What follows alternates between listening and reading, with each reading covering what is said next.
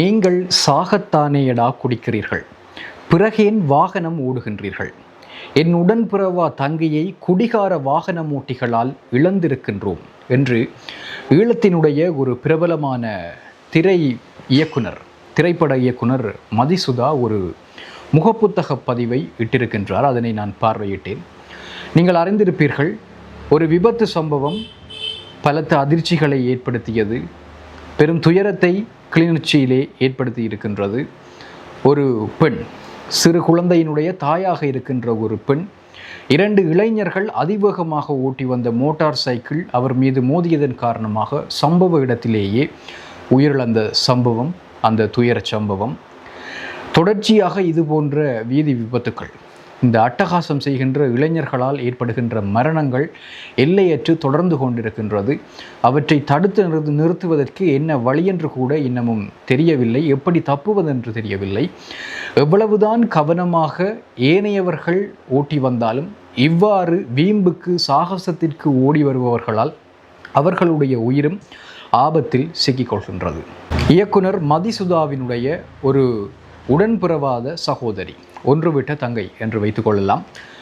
அவருக்கும் இவருக்கும் இடையிலான அந்த உறவு குறித்தும் இந்த மரணம் எவ்வளவு தூரம் அவரை பாதித்திருக்கின்றது என்பது குறித்தும் அவர் தன்னுடைய அந்த பதிவிலே போட்டிருந்தார். வாசிக்கும் பொழுது உண்மையில் மனதை உருக்குவதாக இருந்தது.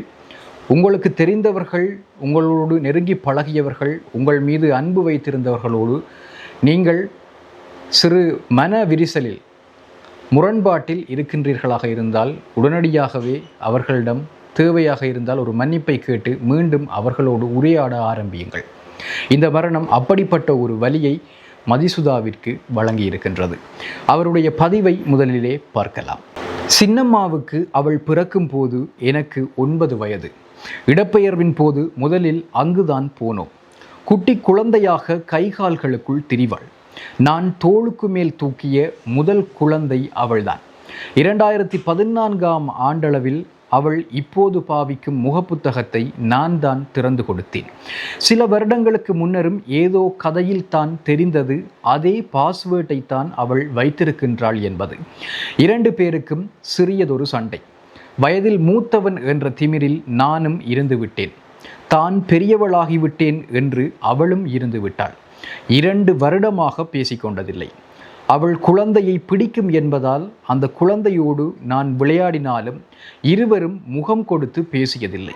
இப்படி நடந்திருக்கும் என்று தெரிந்திருந்தால் இப்படி இருந்திருக்க மாட்டோம் தானே. ஒவ்வொருவர் மரணங்களும் இந்த வாழ்க்கையில் ஒரு பாடத்தை தான் கற்பித்து செல்கின்றது. அவளை குழந்தையாக பார்த்த நான் பெரியவனாக நடந்திருக்கலாம். அவள் என்னதான் செய்திருந்தாலும் மன்னித்திருக்கலாம். இன்று மதியம் கரடிப்போக்கில் இடம்பெற்ற உந்துருளி விபத்தில் பாடசாலைக்கு மகளை ஏற்ற சென்ற சுகந்தன் கஜிதா சம்பவ இடத்திலேயே உயிரிழந்திருக்கின்றார். அவர்களுக்கென்ன, அவன் போதை தெளிந்ததும் தான் போலீஸ் கைது செய்யும். இந்த பாழாய்ப்போன சட்டம் 14 நாட்களில் பிணை கொடுத்துவிடும். ஆதாரம் இல்லை என ஓட்டுநர் அனுமதி பத்திரத்திற்கும் பாதிப்பிருக்கப் போவதில்லை.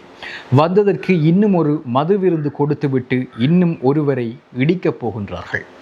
இது இயக்குனர் மதிசுதா விட்ட அந்த பதிவு. 32 வயதான கஜிதா என்கின்ற அந்த பெண், ஒரு குழந்தையினுடைய தாய், கரடிப்போக்கு சந்தையிலே இடம்பெற்ற இந்த விபத்தில் ஸ்தலத்திலேயே பலியாக இருக்கின்றார்.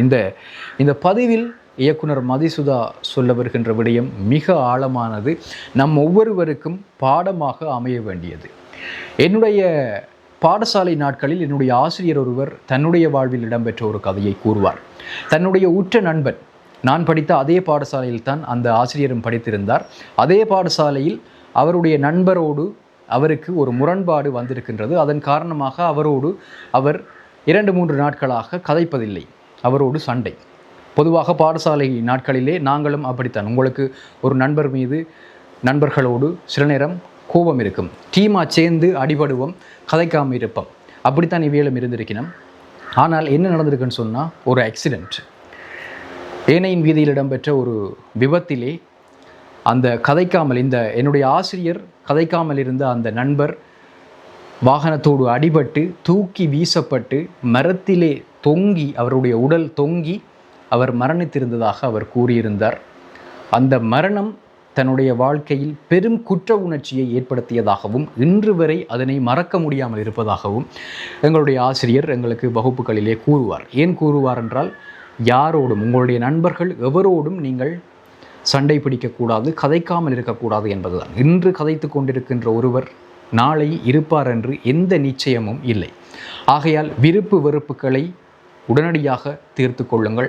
சிறு சிறு சண்டைகள், பெரிய பெரிய பிரச்சனைகள் அதெல்லாம் இருக்கட்டும், அதெல்லாத்தையும் விட்டுருங்க. ஆனால் சின்ன விஷயங்கள், அற்ப விஷயங்களுக்காக, ஒரு சின்ன ஈகோவுக்காக ஒருவரை வெறுத்து ஒருவரோடு கதைக்காமல் இருப்பது தயவு செய்து விடாதீர்கள்.